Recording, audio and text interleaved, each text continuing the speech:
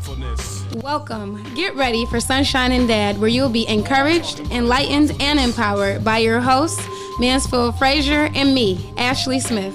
Mindfulness. What we talking about is mindfulness. Alrighty, guys. Welcome to the Sunshine and Dad Show. I am Sunshine, or Ashley Smith, and this is my new dad, the Mansfield Frazier. I say new dad because we just met this past November, and it's been amazing. If you're interested in knowing more about that story, you can check that out on our first ever episode of the Sunshine and Dad Show. And if you're wondering what the wine is behind us, I always have to shout out our winery and vineyard, the Chateau Huff Vineyard and Winery, right in the heart of Cleveland. That's where we record. So make sure you like us and follow us on Instagram and Facebook. Today we are going to be talking to Mr. Blaine Griffin, who is the councilman in Ward 6. Are you there, Blaine? Yes, I am. How are you doing today, Ashley? Good. How are you? Hello, I'm Blaine. doing great. Hey, Thanks for coming on. Thanks, Phil. Thanks for having me, man. Appreciate it. Ashley, you didn't give out the address. 6600 Huff. They'll be roaming all over Huff trying to find our winery. That's right on the corner. Yes. Right on the corner, 66 and Huff. Can't miss it. Yes. So, Blaine, go ahead. You go right ahead.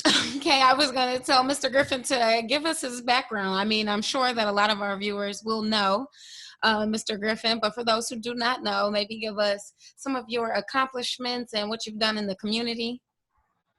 Well, sure. I'm just, I tell everybody, I'm just a good old-fashioned community organizer at heart. I started out working closely with at-risk young people over in the Lee Harvard area. From there, I wound up moving to the Buckeye area and working closely with at-risk young people and gang-affiliated youth in that area. But then I also started getting jobs with a gentleman by the name of Paul Hill to start getting into management. So I started managing a few programs and other things, but then this important thing called health insurance kicked in. And I had a wife and 3 children that I had to pay for. And I had to go get a real job, as I joke and tell people, in county government so that I could begin to get better benefits. From there, I wound up working with Frank Jackson to help him get elected in 2005. I was his deputy campaign manager. Once we won and we beat a sitting mayor, I actually helped him become mayor of the city of Cleveland. And then he brought me over to become his executive director of the Community Relations Board. I served in that position for 11 years. And then in 2017, because the former council person in Ward 6 fell ill, I became the Ward 6 council person. I got appointed. I subsequently got elected in 2018. I serve as the majority whip of Cleveland City Council, which is the 3rd ranking member of Cleveland City Council. And I'm also chair of the Health and Human Services Committee. I've done a lot of things in the background, but you know, for the most part, thing I'm most proud of is just being a public servant, just being available to people. Have done legislation, maybe we could talk about some of that, but really just being available and being a good public servant to people is what I try to pride myself on. And you've done an excellent job, by the way. And, you know, I don't give compliments easy to public officials, elected officials, unless they really deserve them. But I wouldn't have you on if I didn't think that about you. So exactly. He is hard on us, believe me. He's not joking when he tells you that. Well, hard but fair. Let's put it that way. Yeah, I'm hard, but I'm fair. Hard but fair. It's called accountability. And exactly. One of the reasons we get along is because, you know, the times we have disagreed, we haven't lost friendship. We still can remain civil and friends, and you take criticism well. You're one of the guys, if I see you doing something that I think, you know, maybe you should rethink it. I'll say one thing that as community relations director, when there was this hot contested conversation about Marty Flask and McGrath, you were championing them real hard. And I said, Blaine, don't go too hard on them. Yeah. I said, you might not want to champion them too hard, because that could come back to bite you one day, because I knew their name was going to be Mud, and you didn't want down the road you be associated that you was their main champion. And I know you had a job to do. That was part of being community relations director. But I said, just don't do it so zealously, you know. That's the thing about you, and that's why I can always take criticism from you, because one, you're a smart guy. You always give me sage advice. But two, it's not in a mean-spirited way. It's almost like, hey, you might want to, rethink that. This is where it's going to lead you to or whatever else like that. It's one thing to give people a nudge and advice, and it's another thing to be malicious with it. Some journalists and others out here are very malicious in the way that they go about things. And the one thing you always stay on is facts. And it's interesting that you mentioned that about us being able to debate but still get along. That's the problem with what we have with America today, is that the extreme polarization, that either you agree with me or you're the devil. And because of that, it's eroded that middle, and it's eroded that working class, that middle ground that everybody used to be able to gravitate to say that there was a normal. Now people don't like normal. That's almost a bad word in these days and time. Well, things are not normal. No, they're not. And, right now. and I've been around long enough and they actually said they were going to do it. Newt Gingrich, when he came in the 90s, he said that basically he wanted to divide the country, to push people into camps. Their goal was to not make government work so that less people would believe in government, less people would like government.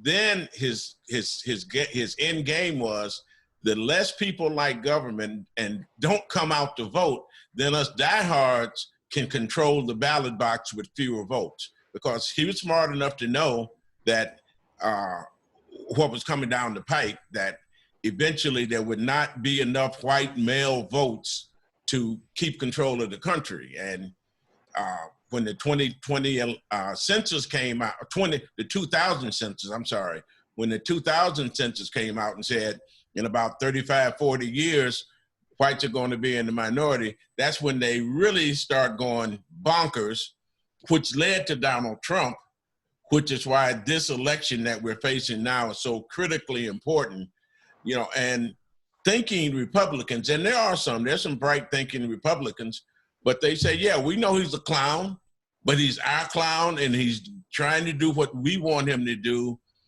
which is to rig the country so that we can go to a new form of apartheid, where apartheid just means a smaller group of people controls a larger group of people, what they had in South Africa, that right. A minority group can control a majority group. And that's why this election is so critical, because if Trump wins, that gives them another 4 years to establish that new type of government that they want. They want to move away from a constitutional republic to some other form of government. Well, it's, Mansfield, there's total order amongst chaos and confusion. And confusion is the opportunity for the clear-headed. So a lot of people know exactly what they're doing amongst all this chaos and confusion.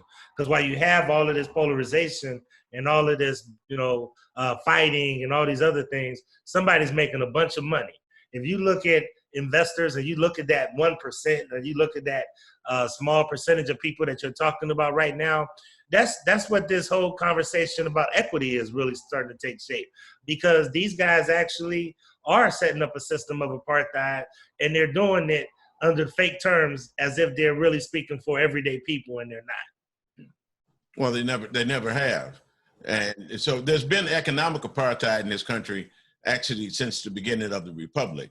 Exactly. We've never had anything like equality in wages and equality in incomes. And one of the lies, one of the myths of America that they love to tell is that this is a bootstrap nation. You can start off poor and raise yourself up to a higher socioeconomic condition, when in fact it's been proven America is one of the hardest countries in the world to jump economic class. Wherever you're born at, the chances are pretty strong you're going to stay there. Not that there aren't exceptional people that do, but by and large, it's very hard to change class. I will challenge anybody to look at the amount of taxes they pay compared to some of these folks like Jeff Bezos and some of these other folks. They pay zero taxes. And if you look at the tax rate that we pay anywhere between 35 to 40% of our income in taxes. So when you talk about inequality, people are not even looking at their basic pocketbook to watch how we subsidize so many of these rich folks who always talk about poor people as if being poor is a curse, but they receive state-sanctioned welfare every day. Look at what just happened in Ohio with First Energy, where you got a $1.3 billion bailout. You got so many elected officials got paid up to $60 million, and they passed that cost on to the taxpayers at the rate of at least 85 cents. Now, that may not seem like a lot, but then if you look at over time, we basically, are paying the bill for their bailout for all of their investors. So when you look at that, those kind of things is what erode confidence in government, when people just feel like it's all just, just a big game. Right. Well, fortunately, it looks like the legislature is going to turn that around now that Householder is under indictment. I don't know if he resigned, if they booted him out yet, but he's finished. Yeah, they voted him out, but they put in another guy named Cupp, and I'm not sure how much better he's going to be. But now my understanding was that there was sentiment to roll back that whole deal for First Energy. Yes, it is a piece of legislation there now, looking at that whole First Energy deal and trying to roll that back. So that's going through the state legislature once they reconvene. Householder got caught up in Trumpism. He figured, Trump getting away with this kind of stuff, why can't I get away with it here in Ohio? And a lot of state legislators are feeling the same way. They're trying to put through bills that enrich their donors, that furthers that divide. You don't want to see people constantly losing equity, losing money. But if it gets worse, that's when countries really have to start worrying. Right. Well, and that's what's happening right now, because, a lot of the equity and a lot of the things that they basically pulled out, we have to pay for that. A lot of people don't realize that. But that is, when you're talking about a big government bailout like that, that's hitting everybody's pocket. And, and once again, it went to make the rich folks richer. It didn't go, I can see if it went to help bottom line or better service or help drive down the cost for the consumer. It did none of the above. It basically helped give their investors a big payout so that they didn't lose their shirt. Go ahead, Ashley. I just wanted to know, as the chairman of the Health and Human Services Committee, what's your take on the pandemic and the coronavirus? Of course, that's why First Energy needed the bailout to begin with, right? No, they needed the bailout because they wanted the taxpayer to pay for their nuclear power plants. Okay. It had nothing to do with the money. Huh? They wanted the money. To your point about COVID-19, it's a very serious pandemic. It's a pandemic that has actually unveiled America's oldest pandemic, which is racism. And, dealing with that, dealing with the violent crime we're dealing with, a perfect storm right now. I would tell you that the inexcusable part of the pandemic is that we never had a plan that came from the national level. And we should have been better prepared at the national level when we had no leadership coming out of Washington. Everybody was helter-skelter. Basically, everybody had to figure it out on the fly. There was nobody listened to science. It's almost like these guys hate science, which is beyond me. But these guys really dislike science. But in the other part that I do say that is excusable is that we're looking at something the likes that we've never seen before. We're looking at something that, there's a lot of unknowns. Every day and every week, I think that they're trying to figure out what we need to do to really try to mitigate the spread. I think that everybody was caught off guard, and I would tell you that even local governments were caught off guard as the magnitude of what this would have as far as to our health, which is the most important of so many people, because what people lose sight of is that we actually have had people that have died of this in the city of Cleveland. I actually had a relative that had it pretty bad and was on a ventilator for about 45 days. I will also tell you that it disproportionately impacted the African-American community. And a lot of that is because lack of healthcare access. The old saying that, what is it, Mansfield, when some people catch the flu, some people catch the cold. We get pneumonia. we get pneumonia, you know, so it's the perfect storm.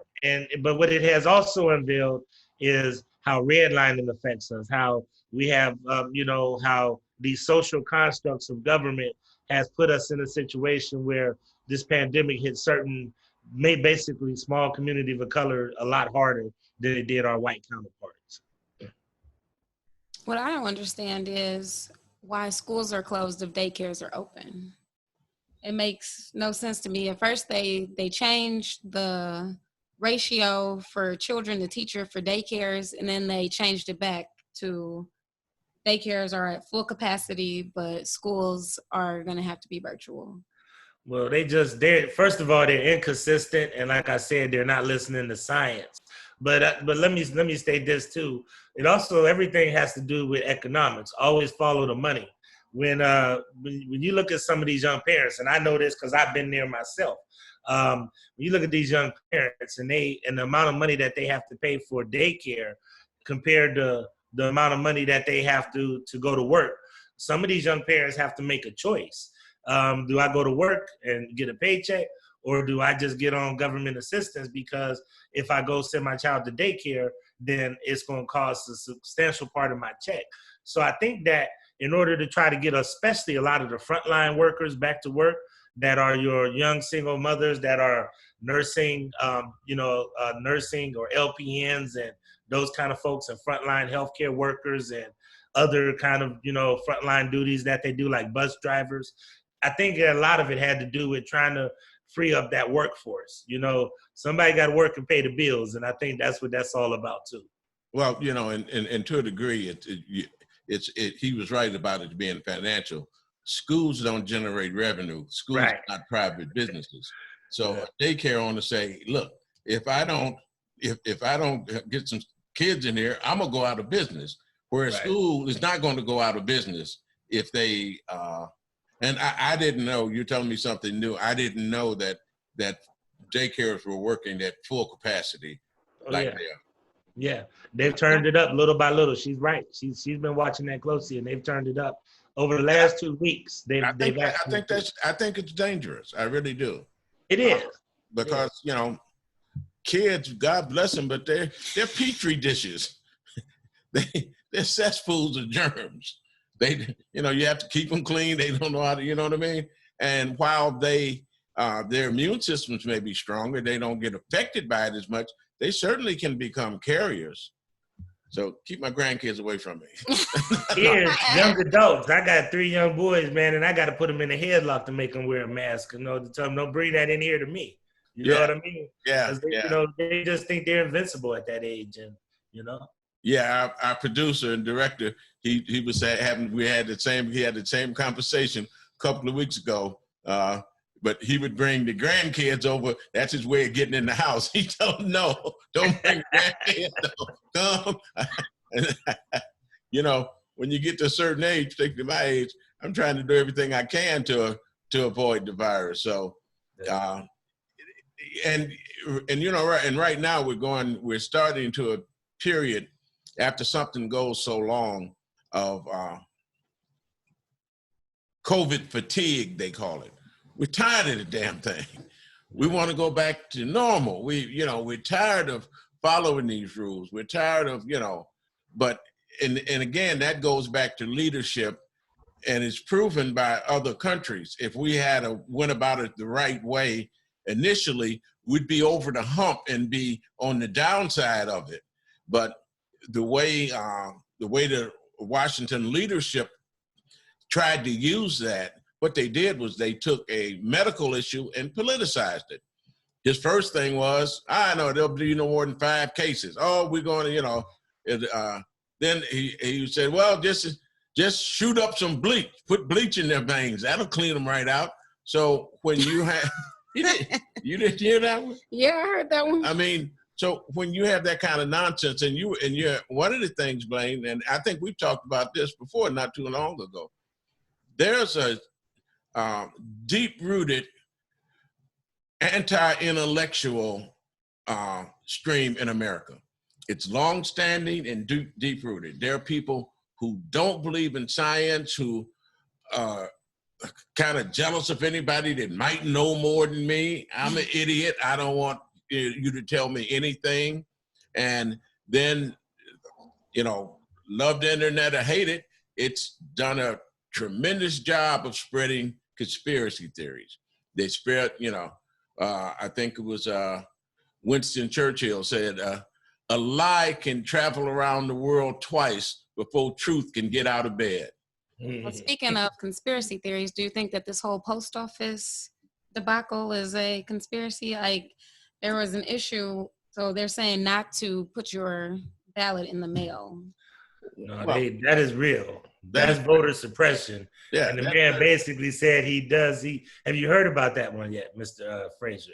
Absolutely. So to me, this is the most egregious thing. No, that's not the point yet. And Congress is about to go into session.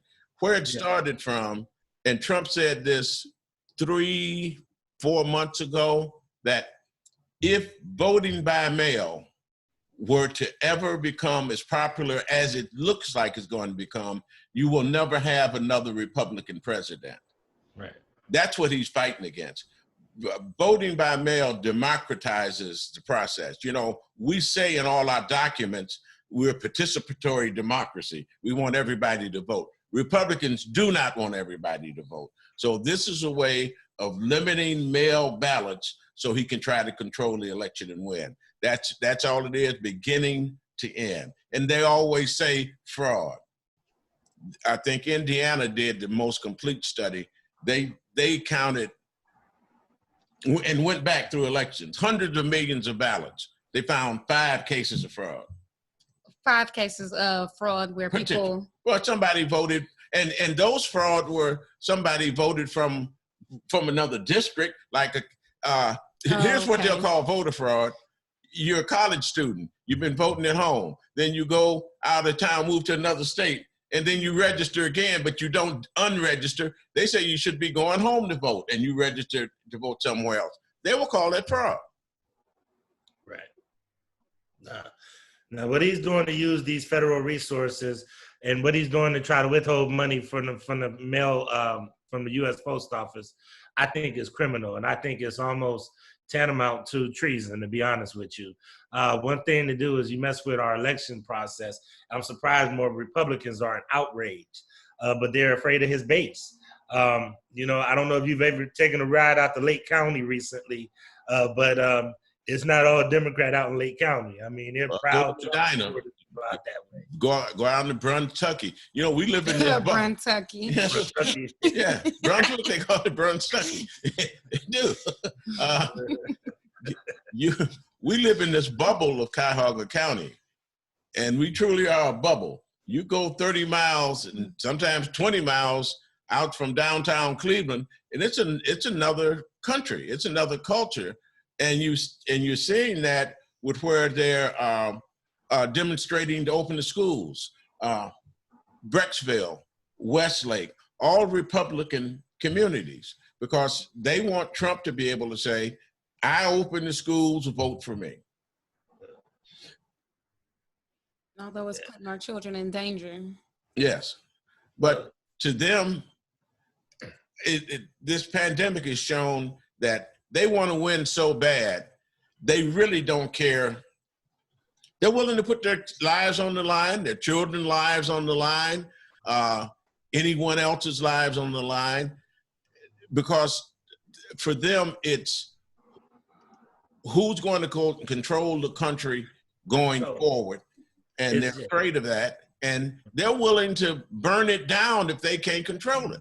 Who's going to control the country and who's going to make the rules? It's almost like Julian Rogers, or what's the gentleman's name? The attorney from Atlanta, Bond. Julian Bond once said something that I never forget. He said, it's almost like playing a game and the other team has been cheating for, 100 quarters or 400 quarters. And then once you finally start catching up, they say, you know what, we need to change the rules. You got to change the rules. Because now all of a sudden you didn't caught up. Now you didn't figured out the game. Now all of a sudden, let's change the rules again. And that's what's happening right now, because it's all about power. How do you consolidate power? And that's why they're demonizing cities. That's why they're making it fearful, where this guy is saying George Wallace-like statements like, we're going to stop public housing from coming to your suburban communities because I want the suburban housewives to vote for me.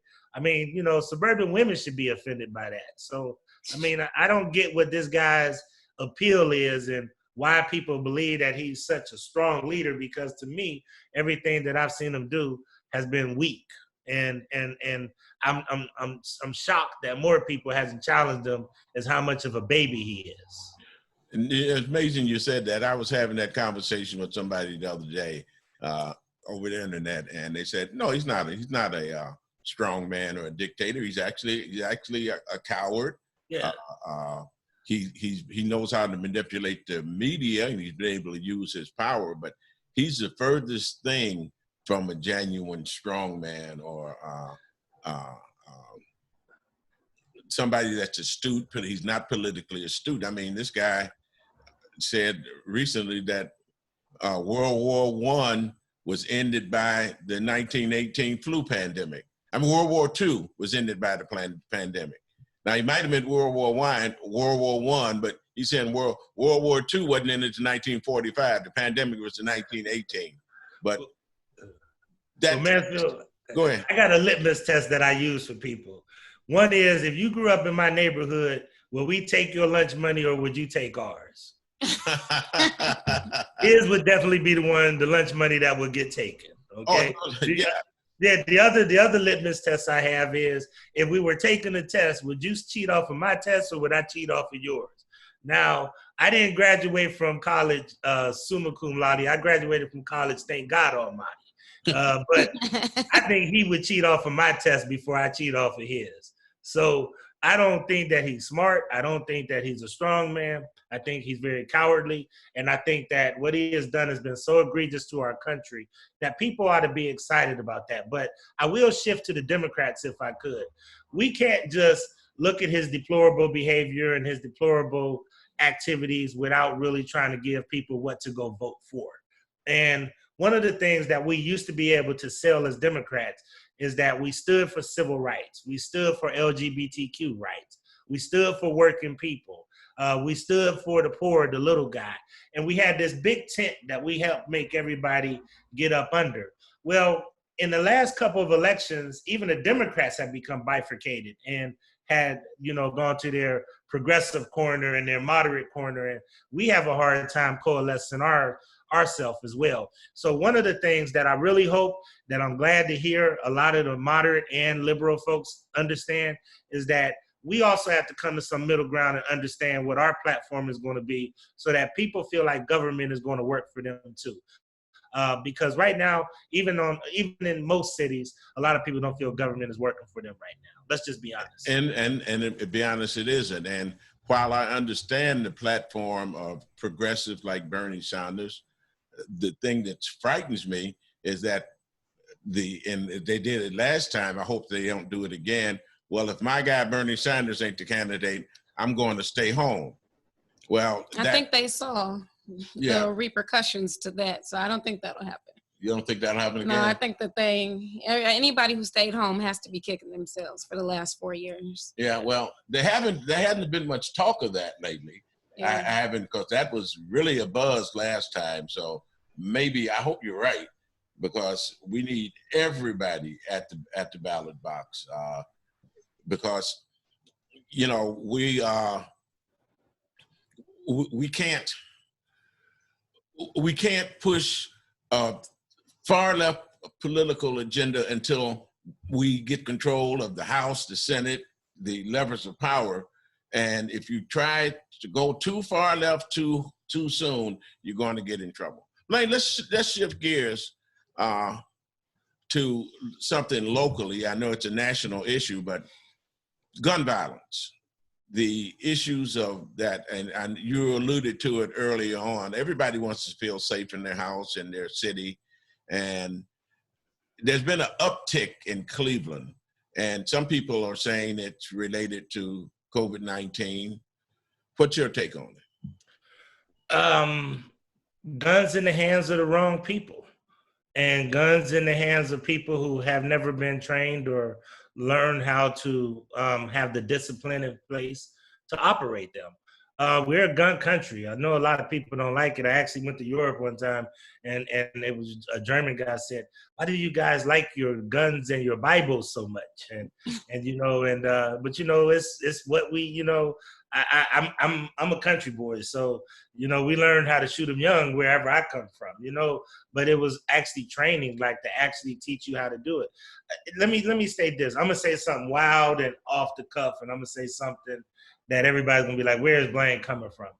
In Israel, when you turn 20 years old or when you graduate from high school, it's mandatory that you either have to go do 2 years in the military or you have to, do something of some Public kind service. of community service. Public service, hospital, Public service. school. Right. But Right. yes. We need to go to that type of model. Oh I'm my God, convinced that we need to, instead of trying to sit back and say guns are bad and how we're going to address violence in inner cities, I think we got to totally shift our model, and we got to really embrace really having mandatory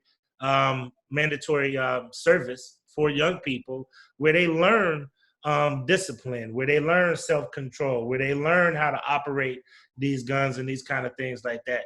We're not going to get where we need to go by just saying, "Oh, just put the guns down," or just stop shooting, whatever else. We're dealing with some mental issues. We're dealing with some social ills. We're dealing with something far more sinister than just what we're seeing with this gunfire. And we got to really start finding some ways in order to try to put that we got to try to redirect these warriors without a war, because all these are is young people with a lot of pent up energy, and they're combative, and then somebody has dropped guns in there, which we do have to find a way to really stop the pipeline of guns from getting into our neighborhood, either by straw purchase or anything else. But we also need to take, and you and I have talked about this before, you should actually train young people in how to utilize firearms, because half of the incidents that people have is because they don't know how to operate a gun. And in a lot of other cases, they also don't even, they just have impulsiveness and everything else like that. So we really got to work on discipline. We got to work on trying to channel people into military and public service so that people give them less idle time, is what I guess I'm trying to say, and really get them into the right track. Well, and if we put in place a national public service, and I'd like for it to start at 18, that even if you want to go to college to be a lawyer or a doctor, you take 2 years after high school and do public service, which means that we would have to get our young people ready for public service if we're going to if we're going to require that of them, because Blaine is 100% right. And there's been talk of a national public service model in this country for years. And if it wasn't for racism, we probably would have it right now. Yeah, we're not going to stop that. We're not going to stop that young, youthful energy and exuberance. But what we can do is channel it to the right direction. And that's what I think that we got to do a better job of in America, is how do we channel that energy to the right direction, especially when it's young, because that's when we're losing a lot of people in between 18 and 24. Because that's the age, people would tell you your brain doesn't even fully develop until you're 24 years old. So we got to find ways to eliminate how many young Black men and women that we see walking around our community with nowhere to go unchecked. And that's something that I think all of us need to try to find a way to do. Well, that's one of the reasons that and Blaine and I go back and forth about who came up with the idea about the dirt bike track. We agreed to share that idea. And people say it's a crazy idea, but, I frame it this way. In the white community, young white guys, all teenagers, all young men like to do daredevil, stupid stuff. They like to risk their lives. They want to play right on the edge. Well, they can go skydiving, bungee jumping, speedboat driving. All young Black men have motorcycles and motorbikes. They ain't got but one option, and they ain't got but one place to practice it, on city streets. Now, you're not going to stop young people from having those urges. So again, it's about channeling them and providing them options so they're not roaming our streets. We got to do things different. And if you look at some other countries, like even when you look at drones, and I know me and you talked about this before, you got a whole market of people that are just even having drone races. When you go to Japan and some of these other places like that, you got to look at how do you build industry out of it? How do you teach them how to do small engine repair? That helps not just with a motorcycle or motorbike, that could help with a boat, that could help with a lawnmower. So you got to look at how you can take and redirect energy as opposed to that's bad, we don't want it, just put everybody in jail, we just want to make the problem go away. No, redirect the energy, embrace it, and redirect it where it needs to go. Okay, now we're coming down toward the end. The mayoral race for Cleveland. I just wrote about Laundry Simmons. Do you know who that is? No, I have no idea who Laundry Simmons is. He's just pulled a petition to run as a Republican, black Republican. For mayor? Yes, for mayor. And okay. I said it's going to be a very, very crowded field. Will you be part of that crowd? Well, let me say this, Mansfield. I love this city. I love Ward 6. I love the city of Cleveland. I do think that I've had a lot of experience being close to the seat, really understand what it takes. I believe that I have that old school gravitas, but a new school vision that I think, a city would need in this day and time. And I think that I have the ability to be a unifier and be able to connect people in between the streets and the boardrooms and really help make this city move. But it's too early and it's too premature to try to have that conversation. I would tell you that Frank Jackson is still the mayor of the city. Once we get to that point where we need to make that decision, but I tell everybody, oh, how sweet it would be to be the mayor, the 57th mayor of the city of Cleveland. It'd be a great thing. I would enjoy every bit of it if I was able to. Great answer, Blaine. Great answer. Thanks so much for your time on a Sunday. I know you like to spend time with your family on Sunday. Thanks for taking the time to talk with us. Yeah. Nice to meet your daughter. I heard the story, and it's a beautiful story. And this is one of my good friends, and I really appreciate, really appreciate you guys having me on your show. Well, yeah, he speaks very highly of you, that's for sure. So, yes, thank you again. Thank you, guys. Chatting with you. Enjoy your day. All you right. too. Right. All righty. Well, thank you guys for tuning in to this episode of the Sunshine and Dad Show. Make sure you like, share, and tell a friend about the Sunshine and Dad Show. Catch us next time. Mindfulness.